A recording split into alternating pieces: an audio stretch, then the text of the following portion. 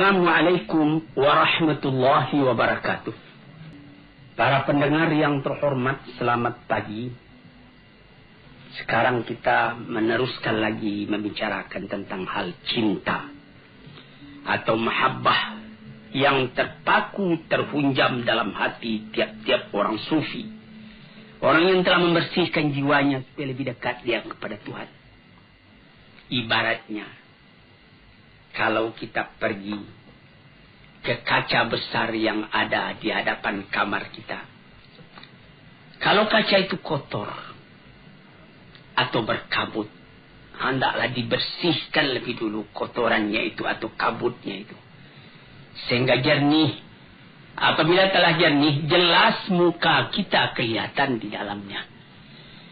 Maka kalau sekiranya kacanya sendiri kotor, berdebu, berkabut, terhalanglah kita untuk melihat apa hakikat yang sebenarnya daripada diri itu. Dan lebih celaka lagi kalau kabut itu terjadi di balik di sebelah sana, sehingga tidak dapat kita menggosok, dia berkabut juga. Sebagai kalau kita naik kapal udara, itu kerahnya, plastiknya 2 tingkat. Yang sebelah kita bisa kita hapus dengan tangan sehingga bersih. Tapi masih kotor juga karena yang sebelah lagi belum dapat kita capai dengan tangan kita. Maka usaha kita ialah untuk menjelaskan mahabbah antara kita dengan Tuhan. Membersihkan halangan, rintangan yang menghambat kelihatannya kekurangan-kekurangan kita di dalam menghadap Tuhan itu. Kalau sekiranya misalnya saja dengan sesama manusia, bagaimanapun cintanya kita kepada seseorang. Kalau mata kita kerut, kalau mulut kita busuk, tentu saja tidak sanggup kita mendekati. Yang kita dekati itu jauh daripada kita. Dilihat bukan dia yang salah, kita yang salah. Ini pembersihan. Sebab itu maka sekarang kita masuk kepada yang ke-9. Dulu baru 8. Yaitu memandang banyak walaupun sedikit kita punya kesalahan. Dan memandang sedikit walaupun banyak ketaatan kita. Ini yang ke-9, kita punya penutup dulu, lalu kita janjikan akan masuk kepada yang ke-9. Yang ke-8 itulah dia. At-tasi'u yang ke-9, mu'anaqatul ta'ah wa mubayanatul mukhalafah. Mu'anaqah artinya berpeluk-pelukan.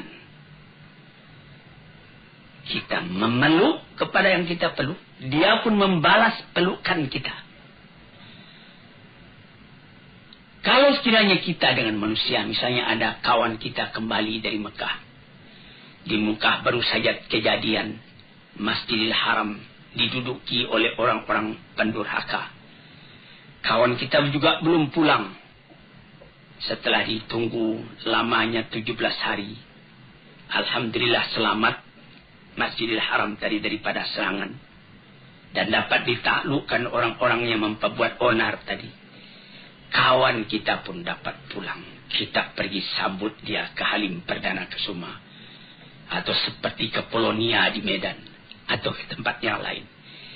Baru dia turun dari tangga kapal udara itu kita ketemu. Kita penuh dia peluk kita, kadang-kadang air mata turun, jatuh.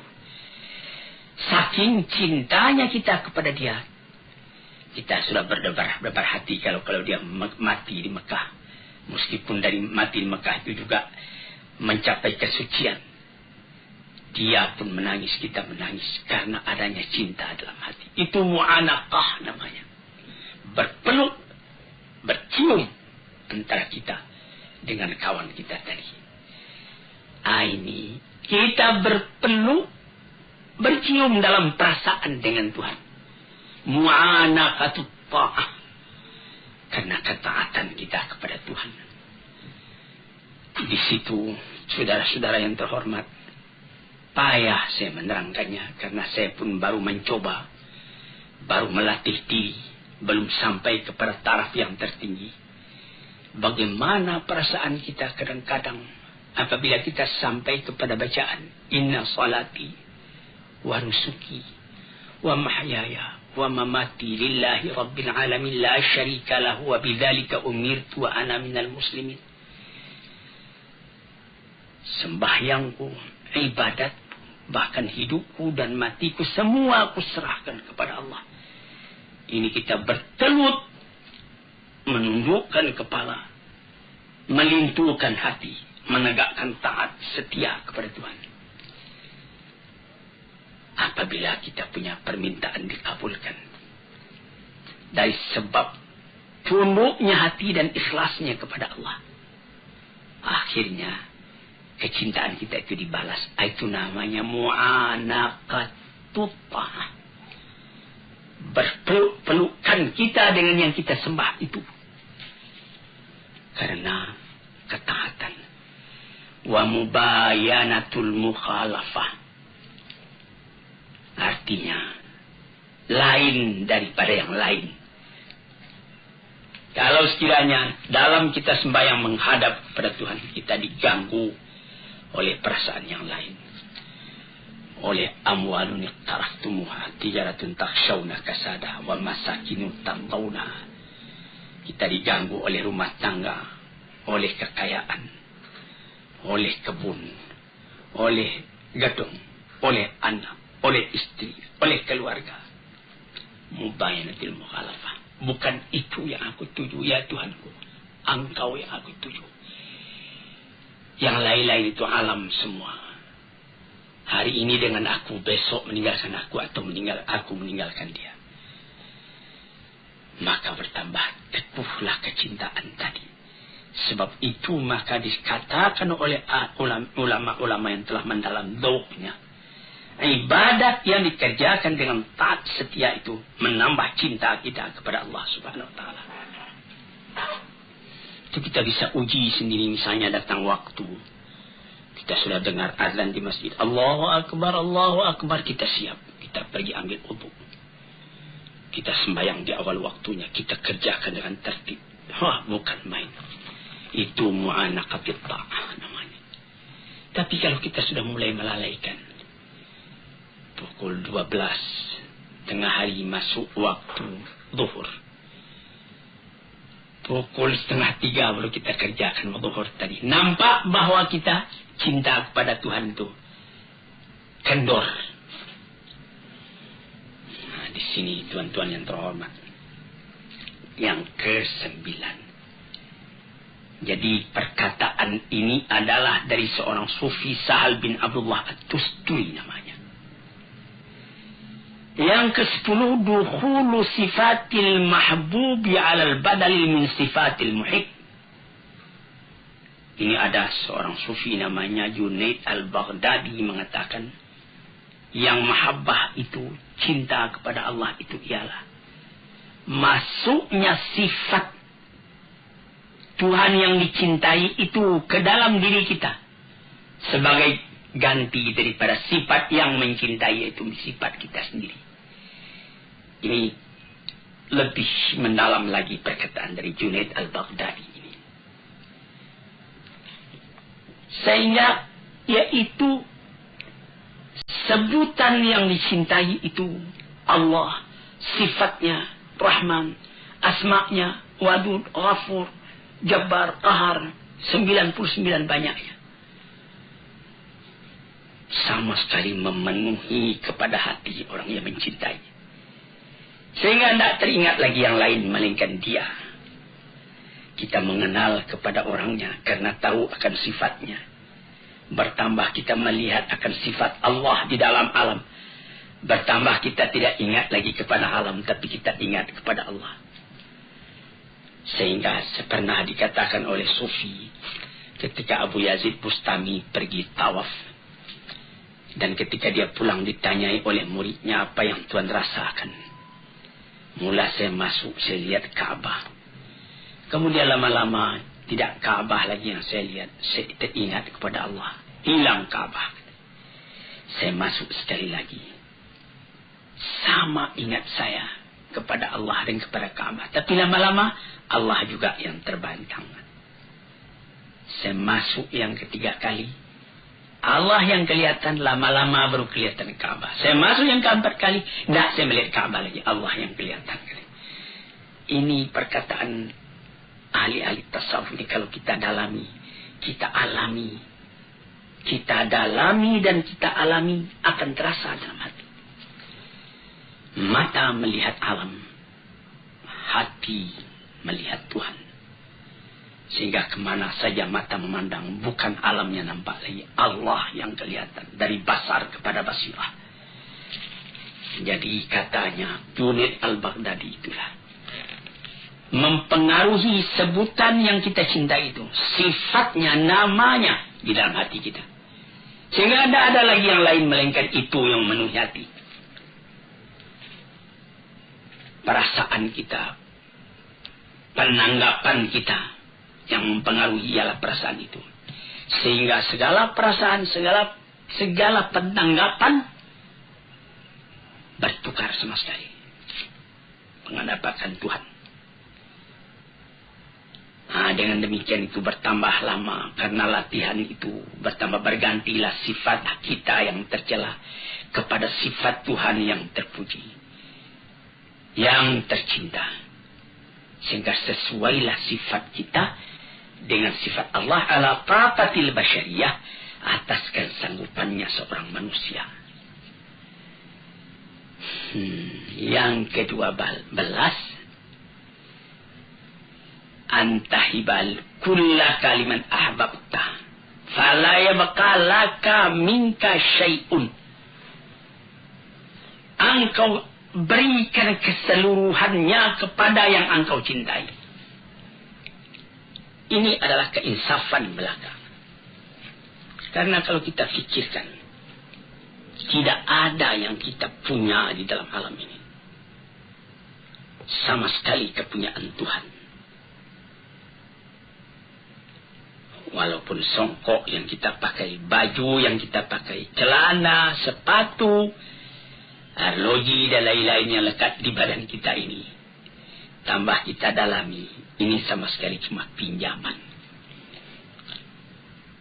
Dengan takdir dan dengan izin Allah Subhanahu Wa Taala, saya bikinlah gubuk-gubuk saya di Kebayoran Baru dari Petah nomor 3, Petah 3 nomor 1. Beberapa tahun yang lalu, kira-kira 20 tahun yang lalu, ada kawan bertanya, ini rumah Buya ini, rumah Tuan ini, rumah Bapak ini. Saya bilang, bukan. Ini rumah Tuhan, dipinjamkannya kepada saya selama saya masih hidup. Atau barangkali juga masih saya hidup, sudah tidak saya yang punya lagi. Mengangguk kawan tadi, lalu saya tuliskan, hadza min fadli Rabbi, ini rumah adalah kurnia Tuhanku. Liyabluwani ashkuru am ashkur, untuk menguji aku syukurkah aku kepada Allah, am akfur, atau aku melupakan jasa Allah kepadaku. Jadi kufur namanya. Rumah tangga, sawah berjenjang, bandar buatan, mobil dan lain-lain sebagainya, itu pinjaman semua. Jangankan itu, nyawa kita sendiri pun pada hakikatnya bukan kita yang punya. Kenapa begitu? Yang kita punya kan kita menguasainya. Apakah Tuhan berkuasa atas nyawa Tuhan? Apabila maut datang, la yasta'khiruna sa'atan wa la yastaqdimun. Perintah Allah datang, Tuhan dipanggil ke hadratnya, satu saat tak boleh terkemudian, satu saat tak boleh terdahulu. Bukan atas kehendak kita, tapi atas kehendak Tuhan. Jadi dengan jalan seperti itu, kita pun insaflah. Karena memang tidak kita yang punya. Berikan semua kepada Tuhan. Tidak ada di tangan engkau suatu juga lagi, melainkan pinjaman dari Tuhan. Inilah perkataan dari Abu Abdullah Al-Qurashi, seorang sufi lagi. Demikianlah kata beliau tujuan cinta dan hukumnya. Berikan iradat engkau, kemauan engkau, kehendak engkau, perbuatan engkau, harta engkau, waktu engkau kepada Allah. kepada yang engkau cintai. Engkau jadikan semuanya itu terikat di dalam ridha Allah dan kecintaan Allah. Tidak ada engkau mengambil untuk diri engkau sendiri kecuali apa yang diberikan oleh Allah. Dengan keinsafan ini pinjaman. Fata'khudahu ma minhu lahu. Engkau boleh ambil itu semua dengan tidak engkau lupakan bahwa ini cuma pinjaman. Yang ke-12. Antamhu minal qalbi ma siwal mahbub. Ini perkataan Shibli.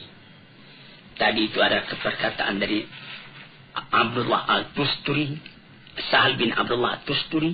Ada perkataan Junaid Al-Baghdadi. Ada perkataan Abdullah Al-Qurashi. Sekarang perkataan Shibli. Apa kata beliau? Antamhuwa minal qalbi ma siwal mahbub. Hapuskan dari hati selain dari yang kita cintai. Jadi la ilaha illallah. Dilanjutkan lagi. Apa lanjutnya? La maujud illallah. Tapi di sini juga lebih mendalam ini. Kalau tidak hati-hati nanti kita bisa jadi wahdatul wujud. Tapi jangan mesti sampaikan. Yaitu tidak ada yang ada ini kecuali Allah punya. Aku sendiri pun dia yang punya. Kalau kita punya cinta sejati kepada Allah mau didudukkan, inilah kesempurnaannya, kata Shibli.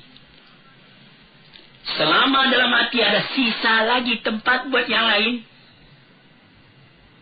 cinta itu sudah meragukan. Ini yang ke-12. Yang ke-13. Iqamatul itabi ala dawam. Tegakkan penyesalan selalu. Tegakkan penyesalan selalu. Apa maksudnya? Allah tazala atiban ala nafsika fi marbatil mahbub. Wa la tarda lahu fiha amalan wala halan. Yaitu engkau selalu menyesali dirimu. Apakah pekerjaanmu ini sudah sempurna? Masih belum. Masih banyak yang kurang. Nikmat terlalu banyak sebagaimana di dalam nomor 7 dulu, istiqlalul kathir min nafsika wa istiqlalul qalil min habibika. Memandang sedikit walaupun banyak yang engkau kerjakan. Memandang banyak walaupun sedikit nikmat yang engkau terima dari Tuhan. Tuan-tuan yang terhormat, kalau Tuan pelajari, Tuan renungkan pengajian tasawuf ini, barangkali banyak kesulitan dalam rumah tangga yang dapat Tuan obat sendiri. Saya hampir tiap petang orang datang ke rumah saya, mengadakan konsultasi, menanyakan keadaannya, menyebut kesusahannya dan lain-lain sebagainya. Ada yang mengatakan, saya sudah menjalankan fatwa Bapak. Saya sudah tahajud kalau malam. Kalau siangnya saya sudah sembahyang duha sampai 8 rakaat. Saya sudah mengerjakan sembahyang tobat hampir saban hari. Saya sudah mengerjakan sembahyang tasbih dan lain-lain sebagainya. Apakah itu sudah sempurna? Nah, disinilah kajian ke-13. Selalu tanyai diri. Karena menurut yang saya terima dari guru saya, ayah saya, Syekh Abdul Karim Amnullah, beliau mengatakan dalam riwayat yang beliau baca, Sayyidina Abu Bakar Siddiq itu badannya kurus, matanya cekung, perutnya kempis. Lalu ditanyai orang, inilah yang beliau anukan. Selalu menyelidiki diri, menyesali diri masih kekurangan. belum tercapai apa yang dikehendaki oleh Tuhan yang dicintai. Pandang diri ini kecil. Orang yang semacam engkau kecilnya akan mempertalikan cinta dengan Tuhan yang maha besar, maha agung. Siapa engkau, wahai? Tiliklah diri, apakah sudah sampai taraf iman kita, taraf amal kita, ibadat kita kepada yang patut. Sampai Nabi kita sallallahu alaihi wasallam sendiri, saban malam beliau tahajud. Siti Aisyah juga tahajud. Habis tahajud beliau sudah tidur kembali istirahat. Nabi masih saja tahajud. Hatta tawarramat qadamahu, sampai pegal dia punya kaki keduanya. Siti Aisyah bertanya, mengapa sebanyak itu Tuhan sembahyang? Padahal Tuhan punya dosa kan sudah diampuni. Apa jawab beliau? Alam akun abdan syakura. Apakah tidak pantas kalau aku bersyukur kepada Tuhan, katanya. Dan pun Nabi mengatakan, orang yang beriman itu memandang dosanya sebagaimana dia duduk di bawah bukit, takut jatuh bukit itu kepada dirinya. Tidak ada dosa yang kecil, semua dosa dianggapnya besar. Yang di dalam kata modern tabkitud bamir, atau tolakkan hati atas perbuatan sendiri yang salah. Sekian 24 jam sehari semalam disediakan buat beribadat kepada Tuhan. Tidaklah cukup kita memenuhi yang 24 jam itu dengan ibadat. Malaikat kelalaian juga yang ada. Kita sembahyang, tapi kita berjalan lagi, kita bekerja lagi. Memang Tuhan juga yang menyuruhkan. Tapi berapakah lamanya kita ingat kepada Tuhan? Nah, inilah yang nomor 13. Yang ke-14. Tughara 'alal mahbub an yuhibbahu mislak. Ini perkataan Syibli juga. Apa katanya? Engkau cemburu kepada Tuhan yang engkau cintai itu. Kenapa? Orang yang semacam engkau mencintainya. Memandang hinanya, kecilnya diri. Sebagai sambungan penjelasan dari nomor 13 tadi. Ghirah. Apakah baru yang saya dapat kerjakan? Dalam umur yang terbatas ini, dalam tenaga yang terbatas ini, dalam angan-angan yang menggeret langit, tetapi kita tidak dapat terbang ke udara. Jadi, terpandang besarnya Tuhan, terpandang kecilnya diri. Dan diri yang kecil itu tidak dapat melepaskan diri dari rahmat dan nikmat Tuhan. Apakah usahaku membalas kesalahan yang begini saja kepada diri? Ini salah satu kemajuan dalam rohani manusia. Sekian dulu, nanti lain hari kita sambung lagi. Assalamualaikum warahmatullahi wabarakatuh.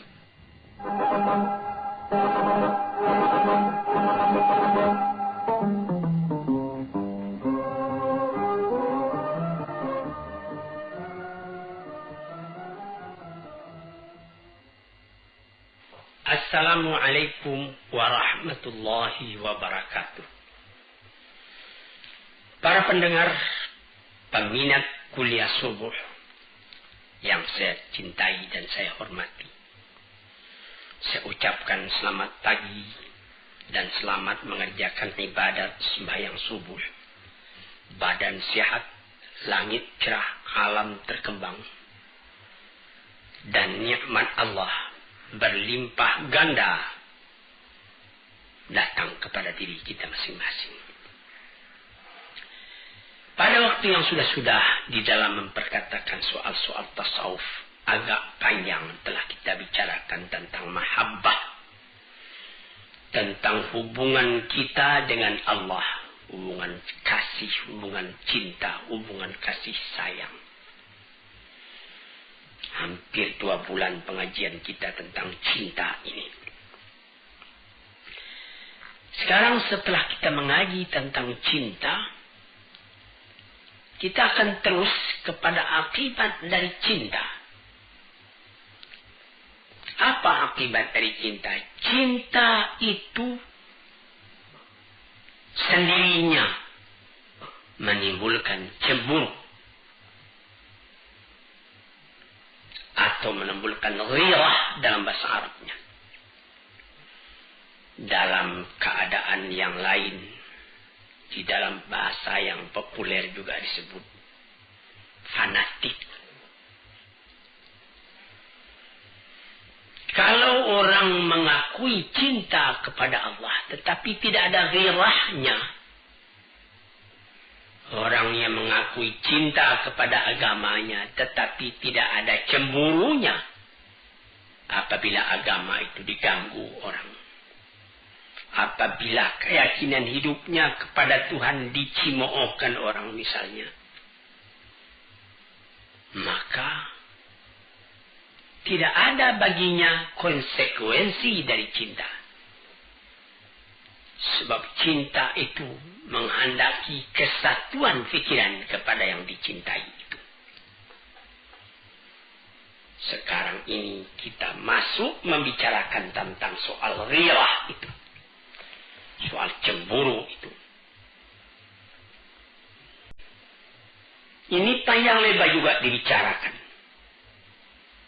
Di dalam Al-Quran ataupun di dalam hadis. Yang mula-mula dijadikan menjadi dasar ketika membicarakan tentang ghirah, tentang cemburu, atau dalam bahasa sehari-hari yang telah banyak kita pakai tentang fanatik, adalah sabda Allah Subhanahu wa Ta'ala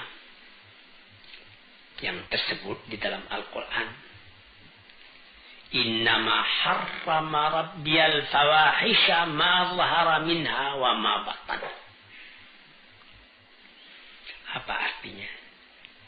Sesungguhnya tidak lain yang diharamkan oleh Tuhanku ialah perbuatan yang keji, baik yang nyata atau yang tersembunyi.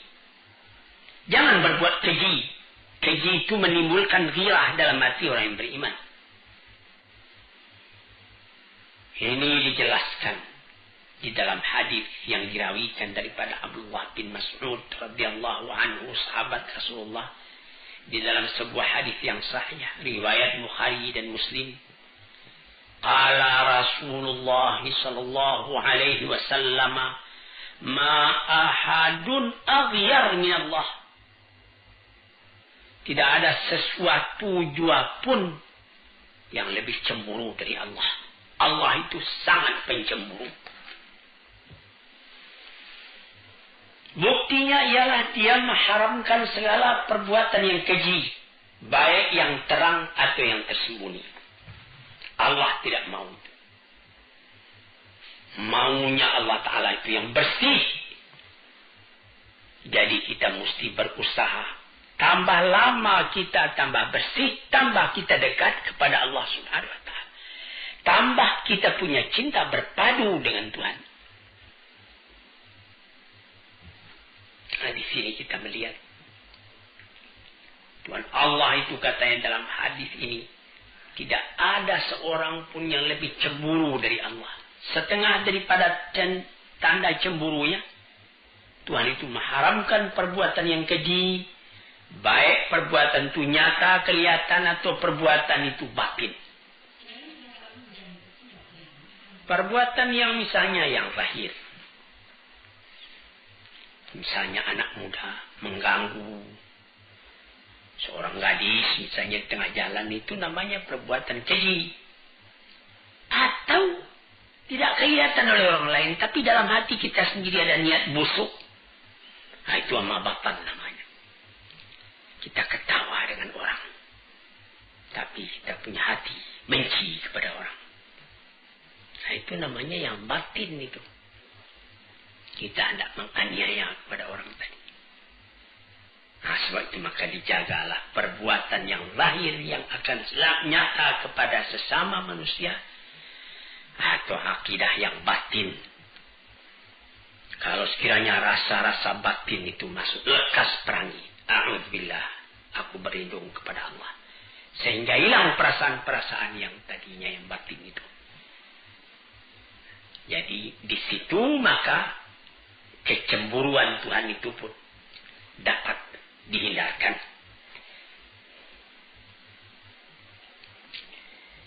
Lantas kemudian sambungan hadis, wa ma ahadun habba ilahi madah minallah. Wa min ajli dzalika asna ala nafsihi. Tidak ada seorang pun yang lebih suka akan pujian melainkan Allah. Sehingga beliau sendiri pun asna ala nafsihi, memuji kepada dirinya. Jadi bagi Allah bukanlah namanya tawadhu', merendahkan diri kalau dia dikatakan Allahu la ilaha illa ana. Saya yang Tuhan, tidak ada Tuhan yang lain. Itu bukan kesombongan. Tapi itu adalah daripada alamat kecintaannya Tuhan kepada pujian atas perbuatan Tuhan itu. Dan memang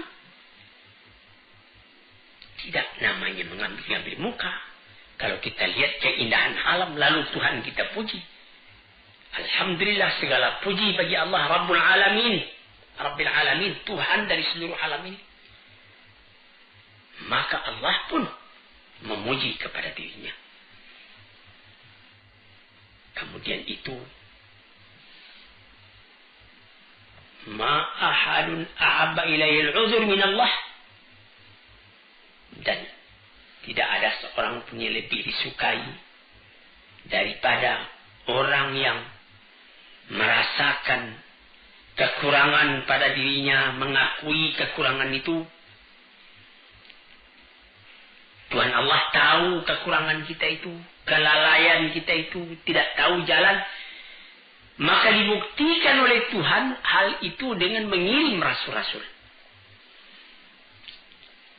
Dikirimnya rasul-rasul sejak dari Nabi Adam atau Nabi Nuh sampai kepada Nabi Muhammad sallallahu alaihi wasallam, menunjuki kepada manusia jalan yang harus ditempuh di dalam kehidupan dunia ini. Jadi di dalam hadis yang sahih yang lain yang diriwayatkan oleh Abi Salmah dari Abi Hurairah radhiyallahu anhu, Rasulullah pun pernah mengatakan, innallaha yaghar wa innal mu'mina yaghar wa ghairatullah an ya'til 'abdu mahram alaihi. Tuhan Allah itu menurut hadis yang sahih ini pencemburu. Orang mukmin pun pencemburu sebagai cemburunya Allah itu.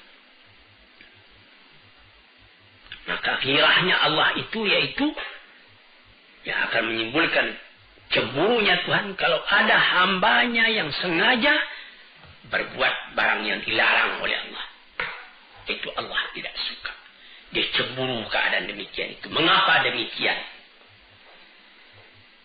Nah kalau tidak ada cemburunya itu, tanda tidak ada cinta.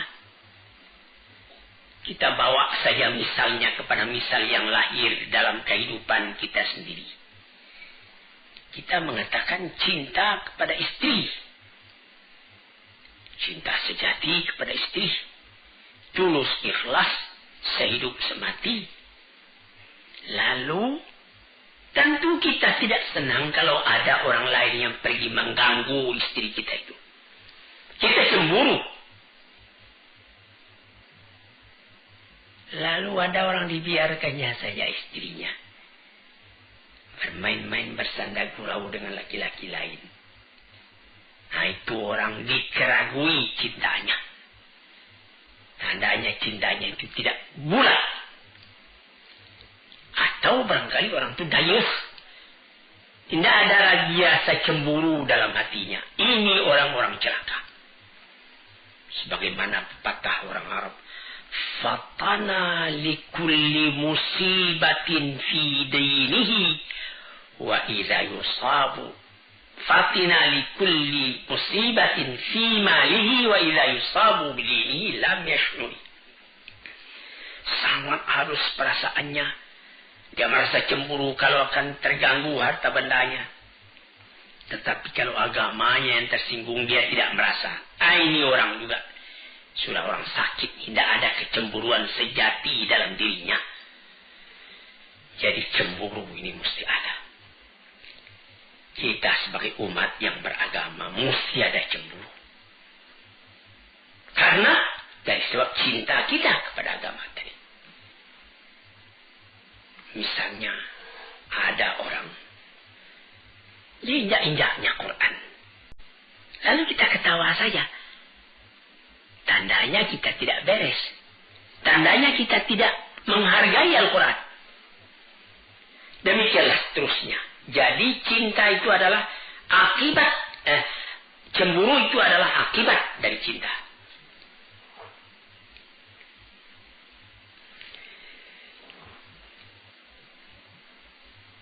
Termasuk di dalam cinta itu disebutkan di dalam surat dalam Quran, wa idza qara'tal qur'ana ja'alna bainaka wa bainal ladzina la yu'minuna bil akhirati hijaban mastura. Nah, ini orang yang tidak timbul cemburu dalam hatinya. Apabila engkau baca Al-Quran, kami jadikan di antara engkau dan di antara orang-orang yang beriman, yang tidak beriman kepada hari akhirat, ada dinding penutup. Ya, benar. Misalnya orang yang beriman didengarnya Al-Quran. Wa idza tuliyat alaihim ayatuna zadathum imana. Apabila dibacakan orang kepadanya ayat Al-Quran, bertambah imannya. Tapi ada orang saban hari membaca Quran, tidak tergeser kepada hatinya, cuma baca saja. Nah, itu hijab mastura, ada dinding itu. Yang apatah lagi orang yang memang tidak senang mendengarkan Quran. Ka'anna fi idunaihi waqra, seakan-akan dia menaruhkan penyumbah pada telinganya, tidak mau mendengarkan. Nah, ini orang hijab mastura, tertutup telinganya. Sebab itu tidak ada gairahnya. Jadi jangan tuan tuduh kalau orang yang cintai kepada agamanya, lalu dia sembahyang dia awal waktu, atau dia dalam perjalanan, hari sudah sore, waktu asar sudah hampir habis. Sebagaimana saya baca di dalam satu surat kabar, beberapa orang pengembara di London, dia mau berangkat ke tempat lain, waktu asar sudah hampir habis. Dia sembahyang di Hyde Park. Dia sembahyang menjamak. 2 rakaat zuhur, 2 rakaat asar, karena dia adalah musafir. Tidak peduli dia apa, dia ditonton orang, tidak apa. Karena ghirahnya kepada agama. Jadi ini ujian ini. Apakah engkau cinta? Sebagaimana kaji kita yang sudah hampir 2 bulan yang sudah-sudah. Ya, saya cinta. Apa engkau ada cemburu? Oh, tidak. Tidak ada cinta engkau kalau begitu keadaannya. Hadirin, para pendengar yang saya hormati, sebab itu dikatakan oleh Suri As-Sakti kepada kawan-kawannya, mengapa ada orang yang terhijab tidak masuk Quran kepada hatinya? Tidak ada ghirah. Karena orang-orang yang kafir tidak ahli buat memahamkan kalamullah. Tidak ahli buat mengetahui ma'rifat kepada Allah, buat tauhid kepada Allah, buat cinta kepada Allah. So itu diantaranya dan diantara Rasulnya, diantara kalam Tuhan, diantara tauhid, ma'rifat, semua itu terdinding bagi mereka. Tidak akan didapat yang demikian itu kalau bukan ahlinya. Oleh sebab itu maka dikatakanlah bahwa al-ghiratu manzilatun syarifatun azimatun jiddan. Ghirah itu adalah tempat kedudukan yang mulia, yang agung sekali. Jalilatul miqdar, sangat tinggi nilainya.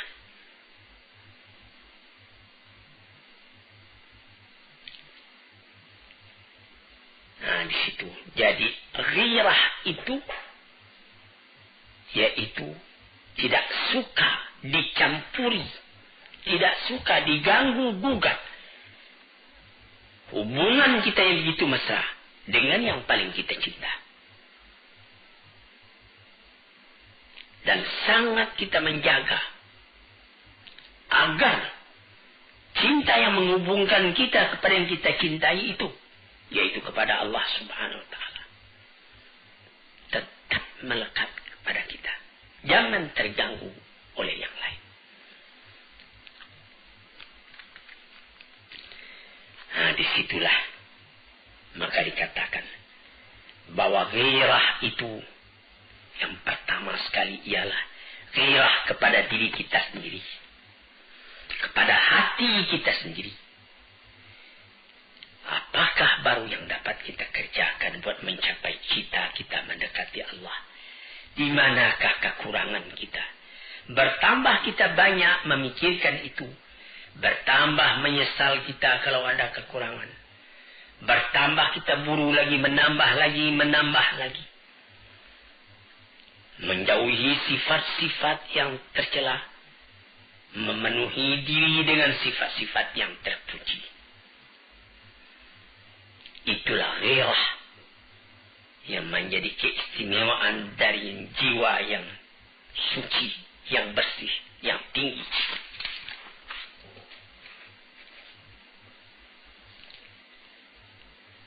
Maka jiwa atau diri yang rendah tidak dapat mencapai itu. Menurut kemuliaan diri dan ketinggian cita-citanya, disitulah letak ketinggian yang akan dicapai pula oleh tingkat ghirahnya itu.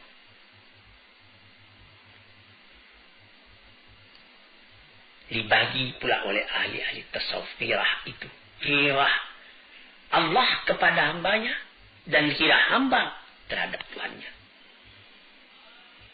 Bagaimana ghirah Tuhan terhadap kepadanya, kepada hambanya? Yaitu bahwa Tuhan tidak suka kalau Tuhan itu dipersekutukan dengan yang lain. Tidak ada yang lain yang dapat engkau persekutukan, engkau samakan dengan Allah. Satu, ahad. Sehingga Bilal bin Rabah, ketika dia sudah dijemur di cahaya matahari, dihimpit badannya dengan batu, cuma tunjuknya saling yang bergerak, cuma tinggal tunjuk ahad, Allah satu, Allah satu. Nah, itulah di dalam badan menderita, hati senang karena teguhnya yang ghirah kepada keinginan. Hadirin, bagaimana pula ghirahnya Tuhan kepada hamba, kepada Tuhannya? Ghirah kepada dirinya dan ghirah kepada orang lain. Adapun ghirah kepada Tuhannya, tidak dia jadikan amalnya, perkataannya, ahwalnya, waktunya, nafasnya selain untuk Tuhan. Dan kalau ada orang lain yang mengganggu hubungan dengan Tuhan itu, timbul marahnya. Dan dia tidak mau kalau haknya dengan Tuhan itu dipandang enteng oleh orang yang memandang enteng. Hadirin yang terhormat, kita habisi hingga itu dulu. Agak 2-3 kali lagi kita bicarakan pula tentang hal ghirah itu. Ghirah akibat daripada mahabbah. Assalamualaikum warahmatullahi wabarakatuh.